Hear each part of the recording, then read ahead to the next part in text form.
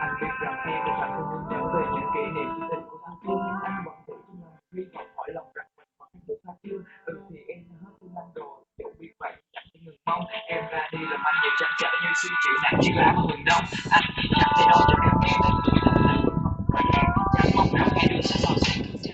của nhau đã bàn người của anh là mong mỏi biết tình anh sẽ bao ngày không đổi.